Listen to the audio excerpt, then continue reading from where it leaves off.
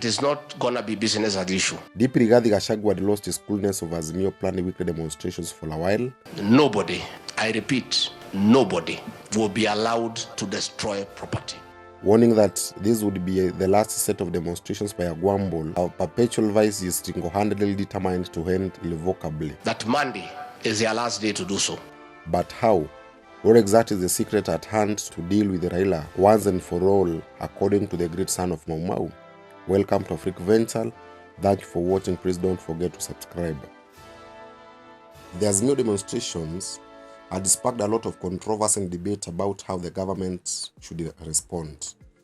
Regrettably, the migraine superficially drained the deputy president more than anyone else, especially on the issue of how to protect the business community in the city from rogue, armed and violent demonstrators. The government will assert its authority in protecting life and property and upholding the rule of law.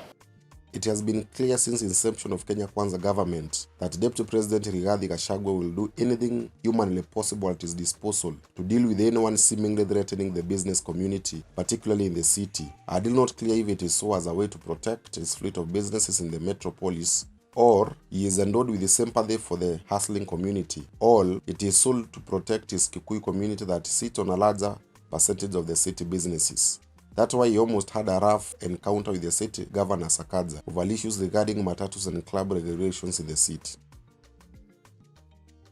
Azimio have been promulgating speculations of Raila assassinations to an extent of their bold screaming that the police had sprinkled a train of bullets on his official car.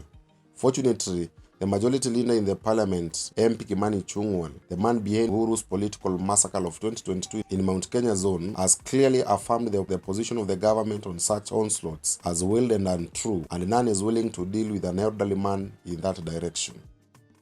Nonetheless, the demands put forward by Azimio as irreducible minimums has complicated the stage since Raila is not genuine in his calls. In reality, Raila has zero people's issues at heart. He is just looking forward for a strategic, possible Nusumukate government, an idea seemingly making the entire Kenya Kwanza goal ballistic, having witnessed a similar handshake aftermath in 2018 between the same Raila and the president then Uhuru Kenyatta.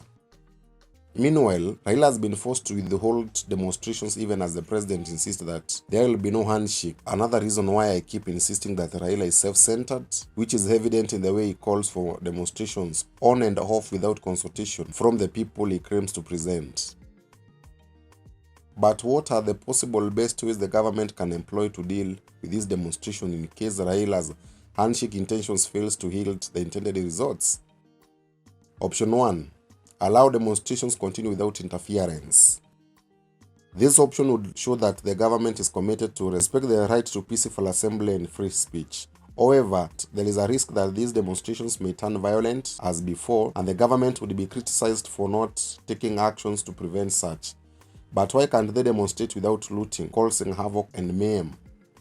In some instances, they have argued that the police provokes the people to violence. But one lacks to understand the relationship between police brutality, if any, and demonstrators' violence on people and property. Option 2. Restrict demonstrations to certain areas and times. This option helps to minimize the risk of violence as it allows the government to strike a balance between respecting the democratic right to peaceful assembly as they maintain law and order. Luckily, it had been one of the latest options by the police, but it seemed to be hurting demonstrators from within, for they want to spread lawlessness all over, arguing that it is infringing on their rights, thus fueling unnecessary tensions. The third option is to ban demonstrations completely.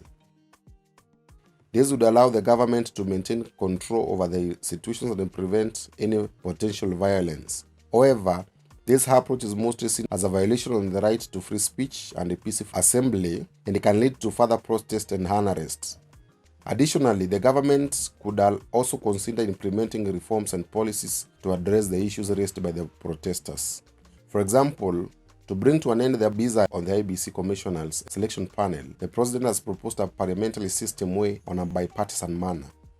Ultimately, the government must strike a delicate balance between respecting the right to free speech and a peaceful assembly and maintaining law and order. By engaging in dialogue with the protesters and addressing their concerns, the government can work towards a peaceful resolution of the situation and demonstrate its commitment to respect and protect democracy and human rights. As a nation, we salute the President and his deputy for taking this route and agreeing to the fact that the country is bigger than any individual. Thank you for watching. Please don't forget to subscribe. Keep the conversation on. Adios.